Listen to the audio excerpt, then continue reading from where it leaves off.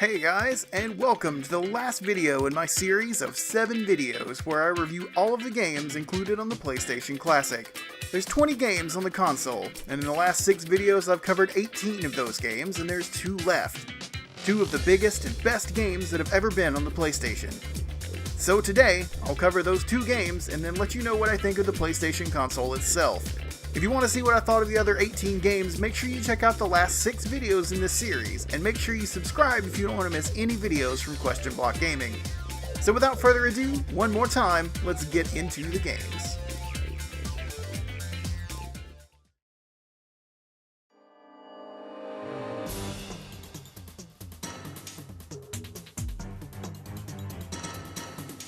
The first game we've got today is Metal Gear Solid, directed by Hideo Kojima. Let me go ahead and get the praise out of the way. Metal Gear Solid is my favorite game on the PlayStation 1 console. The level of detail, love, and care put into this game is immediately apparent, and it's head and shoulders above anything else available on the PlayStation. The voice acting is incredible, the visuals are some of the best on the console, the storyline is convoluted but engaging and exciting, and the gameplay is just perfect. There's not much else on the PlayStation that can match the way that this game feels. There's very little on the console that gave such a clear glimpse of the future of gaming. This game was so far ahead of its time that it's ridiculous. It's fully voiced with long cinematic in-engine sequences, memorable characters, and spoken word codec sequences that blew my mind in 1997 and still, to this day, hold up extremely well, even if it is a bit long-winded. It's certainly nowhere near as long-winded as the later games in this series. Here's looking at you, Metal Gear Solid 4, with your literally 90-minute long cutscenes. In Metal Gear Solid, you play as Solid Snake, an operative working within the US government to stop the genetically enhanced Special Forces Unit Foxhound. You're on a solo infiltration mission, intended to slip in undetected, rescue the hostages, take out the leader of Foxhound, and then exfiltrate, all without raising any alarms. Of course, things go horribly wrong, and what plays out simply can't be described, it has to be experienced. Metal Gear Solid is the best game on the PlayStation, hands down, if not the best game in the entire 5th generation of consoles. It earns an easy 10 out of 10 for me.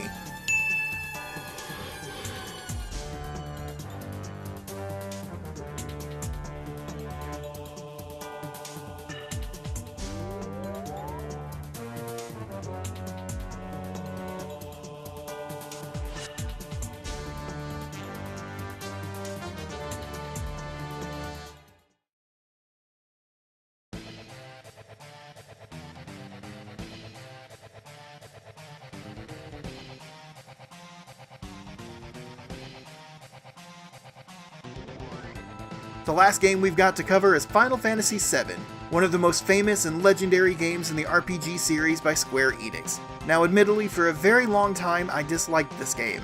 I got it when it came out and I was super hyped about it, but I got about halfway into Disc 2 and I got to a point where I just couldn't stand it anymore. I spent so long talking about this game, talking about how it was overrated, how it wasn't as good as people think it is, that sort of thing, and in some ways I still think that. It got a ton of love and a ton of praise, and even years later, people ranked it above later games in the series. And even though Final Fantasy VII is a fantastic game, I feel that later games, both 8 and 9, take the formula that was introduced in Final Fantasy VII and expand upon it and add so many new things, but there's no denying the impact that Final Fantasy VII had when it was released.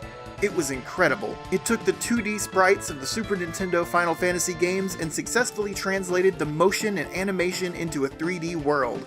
Final Fantasy VII might not be the best RPG on the PlayStation, and definitely not my favorite in the Final Fantasy series, but is one of the most loved and one of the most influential games ever. There's a good reason that this game gets remade and re-released onto so many different platforms. Of course, this game gets a 10 out of 10.